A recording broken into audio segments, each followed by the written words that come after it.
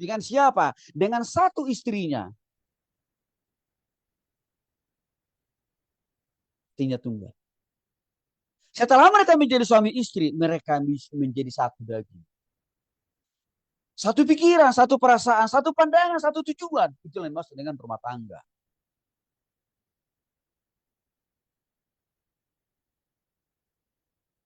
Bapak Ibu ya. Jadi kalau Doni setan bilang, hanya bagi imam, hamba Tuhan, tidak boleh berpoligami. Tetapi bagi jemaat, boleh saja. Itu sesat. Makanya saking sesatnya lebih cocok dia memang di seberang. Jemaat biasa sekalipun kita saudara-saudara. Tidak boleh poligami, tidak boleh poliandri. Jemaat biasa sekalipun. Ya apalagi hamba Tuhan. Karena jelas. Itu Tuhan persatuan satu laki-laki dengan satu wanita. Mereka menjadi satu. Maka mereka harus memprioritaskan hubungan mereka sebagai suami istri melebihi daripada hubungan mereka dengan orang tuanya. Maka dikatakan di sini meninggalkan ayah dan ibunya. Yang kedua, Matius pasal 19 ayat 4 sampai 6. Yesus menggaskan. Ia yang menciptakan manusia. Ini berarti Yesus kan mengutip perjanjian lama ini. Kitab Kejadian pasal 24. Yesus kutip di perjanjian baru, lalu tuliskan oleh Matius. Ia yang menciptakan manusia sejak semula. Mereka adalah laki-laki dan perempuan. Artinya saudara. Waktu Tuhan menciptakan manusia ke dunia ini tidak ada yang homo.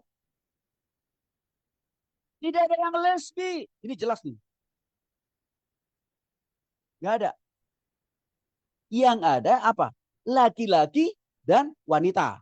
Ya. Yang ketiga nih. Waktu Tuhan menciptakan manusia yang pertama Adam dan Hawa. Hanya dikasih satu alat kelamin.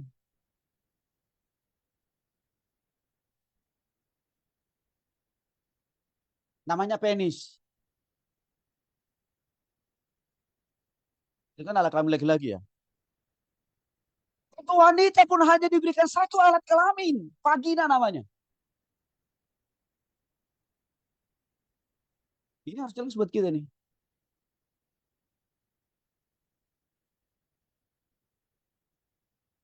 Karena kalau ada upaya dan usaha yang dilakukan oleh sebagian orang hari-hari ini, yang awalnya Tuhan ciptakan dia laki-laki dengan alat kelamin penis, lalu dia mau mengubahnya supaya menjadi wanita, lalu mengganti alat kelaminnya penis itu menjadi vagina, itu melanggar Tuhan, melanggar firman Tuhan, bentuk perlawanan kepada Tuhan.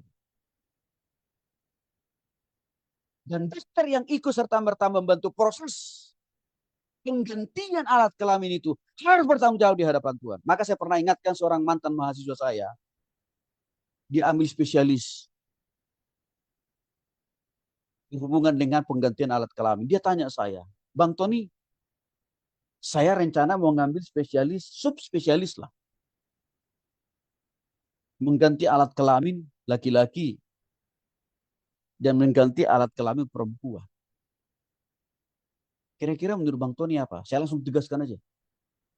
Kalau kau lakukan itu, berarti engkau berhadapan-hadapan dengan Tuhan. Artinya apa? Engkau melawan Tuhan. Dan ketahuilah, engkau lawan Tuhan. Dan ada yang sulit bagimu hari ini. Tuhan ambil nyawamu, saya bilang. Maka dia langsung mengurungkan niatnya untuk meneruskan subspesialis tadi, Bapak Ibu.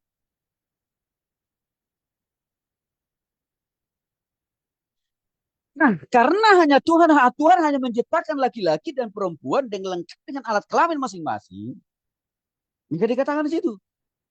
Sebab itu laki-laki akan meninggalkan ayah dan ibunya dan bersatu dengan istrinya.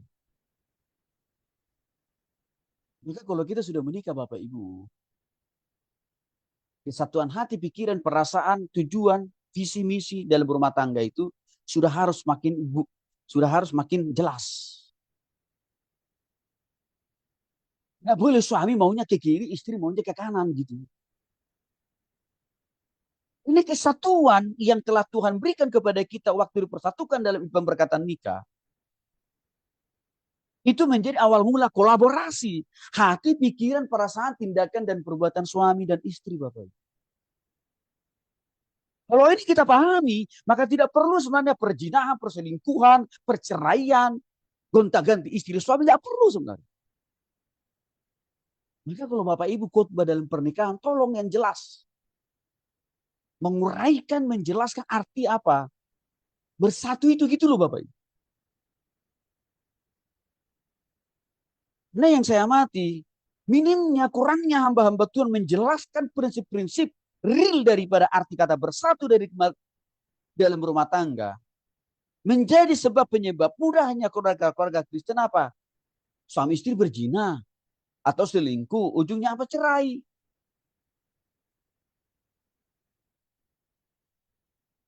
Dan sini jelas. Yang sudah Tuhan ciptakan tadi satu laki-laki, satu perempuan dengan alat kelamin masing-masing juga satu-satu. Lalu itu yang persatukan ini menjadi suami istri.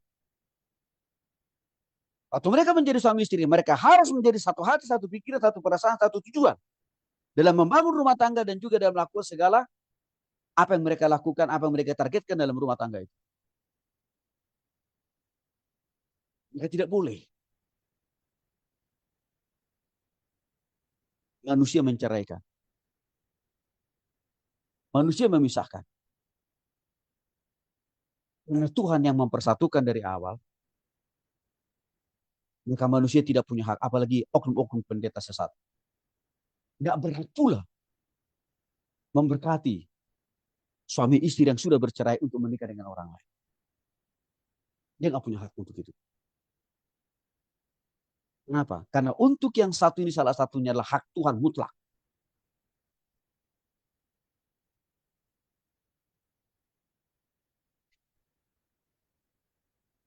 Itu prinsip pertama. Monogami Bapak Ibu. Satu laki-laki, satu wanita, dan sebaliknya. Bahkan di dalam perjanjian lama, juga dilarang keras. Orang melakukan poligami dan poliandri. Contoh ulangan pasal 17 ayat 17. Raja-raja dan semua orang Kristen dalam perjanjian lama dilarang keras oleh Tuhan. Untuk itu makanya Tuhan katakan dalam ulangan pasal 17 ayat 17, janganlah ia mempunyai banyak istri. Sebaliknya sama, janganlah istri mempunyai banyak suami. Ini berlaku bagi para nabi-nabi, berlaku pada raja-raja di PL, dan berlaku juga bagi semua kita hari ini. Mengapa? Karena kalau banyak istri, banyak suami, satu itu sudah melawan bentuk perlawanan terhadap Tuhan. Karena Tuhan bilang nggak boleh. Tapi dapat diterobos kan kira-kira begitu. Yang kedua, karena sudah melawan Tuhan tindakan itu, maka itu sudah menjadi bagian daripada penyimpangan. Atau apa? Pelanggaran. Jadi, poligami yang pernah dijalani oleh Salomo juga adalah bentuk perlawanan dia terhadap Tuhan. Maka Tuhan marah sama Salomo. Sehingga kerajaannya kan terpecah-pecah. Dan hancur. Dalam pelayanan saya sudah menemukan banyak orang yang berpoligami.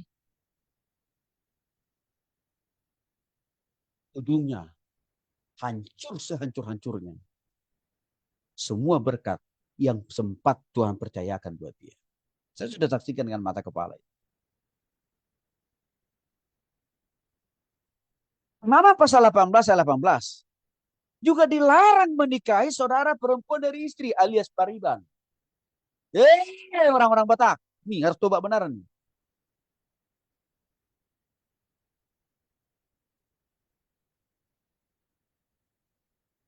Karena kita orang Batak ini belum jelas juga nih saya lihat sebagian besar pemahamannya. Pariban itu sebenarnya tidak boleh.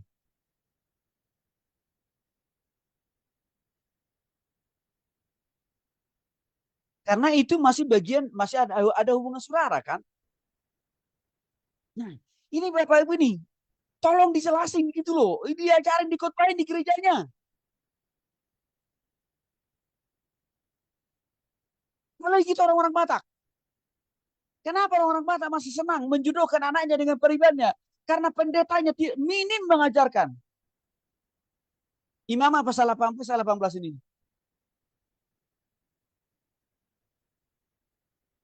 Sekalipun juga di suku-suku lain saya menemukan juga ada upaya, ada usaha untuk selalu menikahkan anaknya dengan saudara kerabatnya yang masih ada hubungan persaudaraan. Di suku-suku lain juga ada kok. Dasarnya apa? Ya misalkan nih, supaya kekayaan keluarga besar itu tidak lari kemana-mana, tapi di sekitar mereka itu ada kok. Saya jumpai. Maka dinikahkanlah anaknya terhadap anak saudara perempuan. Itu juga salah. Itu juga melawan Tuhan tuh. Maka tidak aneh. Secara genetik,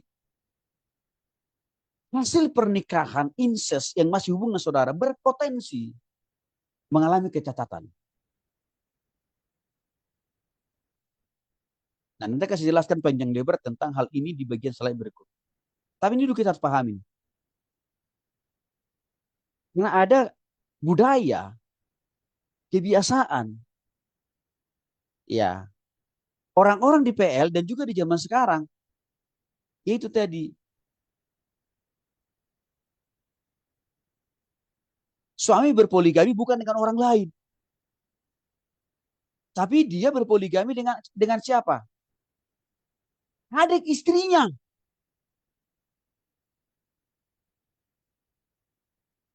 atau kakak istrinya, itu juga nggak boleh itu. Sebaliknya, ada wanita yang ingin memiliki suami dan suami yang dipilih itu dari suaminya masih ada, bukan kan udah mati belum, bukan masih hidup, tapi adiknya atau abangnya itu nggak boleh. Keluaran pasal 21 ayat 10 jelas.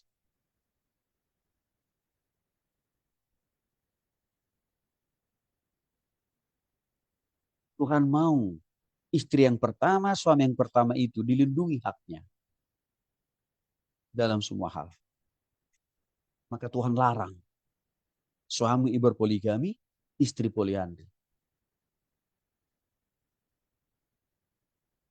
Nah, kalau suami poligami, istri poliandri, pastilah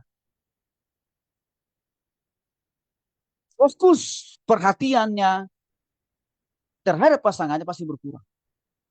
Jadi kalau ada di agama seberang mengatakan poligami atau poliandri itu untuk menguji keadilan, itu omong kosong itu. Nah, ini kenyataannya dari mereka, kiai-kiai mereka, ustadz-ustadz mereka yang diam-diam poligami, akhirnya diketahui oleh istrinya apa? Ditinggalin. Itu dialami oleh salah satu tokoh agama paling terkenal di Bandung. Istrinya nggak mau, istrinya nggak rela, ditinggalin suami. Artinya apa? Sebuah kebohongan besar kalau mereka katakan, wah ini mau membuktikan keadilan saya sebagai suami. Ya habis yang dipercaya sih hoax sih. Tapi di kita nggak boleh. Imamat pasal 18 sudah dulu menekankan larangan berzina. Maka dikatakan janganlah engkau bersetubuh dengan istri sesamamu. Sama tidak boleh juga. Ya, istri bersetubuh dengan sesamamu. Artinya apa? Adiknya suami, kakaknya suami. Sama. Yang dalam pengertian lain, tidak boleh. Suami mengambil istri kedua, ketiga, keempat dari kakak adik daripada istri pertama. Tidak boleh. Istri juga nggak boleh mengambil suami dari kakak adik dari suami pertama. Nggak boleh. Najis.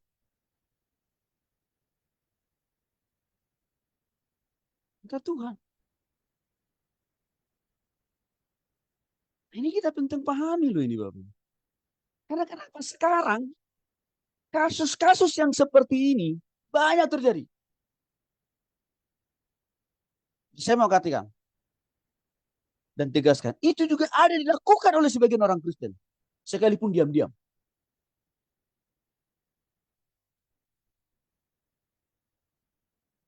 Imamat pasal 20.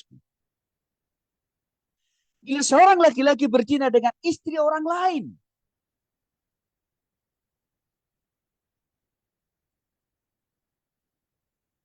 yakni berzina dengan istri sesama manusia, pastilah keduanya dihukum mati. Baik laki-laki maupun perempuan. Contoh, hari-hari ini ada kasus, ada banyak kasus yang kita temui.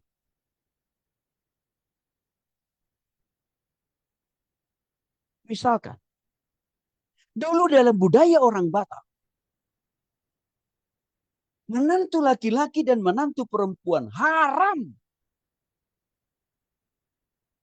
ketemu, juga komunikasi. Orang itu tidak boleh sesama menantu. Laki-laki dengan menantu perempuan. Tidak boleh. Bahasanya itu amang bau dengan inang bau. Saya kira Bapak Ibu yang orang Batak tahu kan itu. Tidak boleh. Bicara langsung, ketemu langsung, janjian langsung. Haram. Kenapa? Karena potensi korslet. Potensi berselingkuh dan berzina itu tinggi. Maka adat Batak mengatur. Tidak boleh amang bau dan inang bau. Artinya apa? Sama-sama menantu laki-laki, menantu perempuan. Tidak boleh sering ketemu.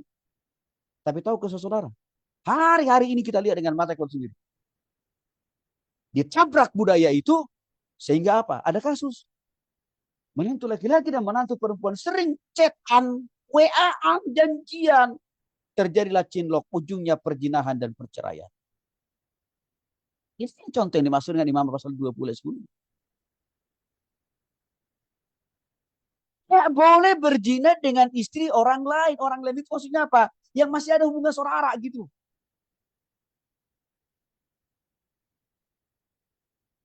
Karena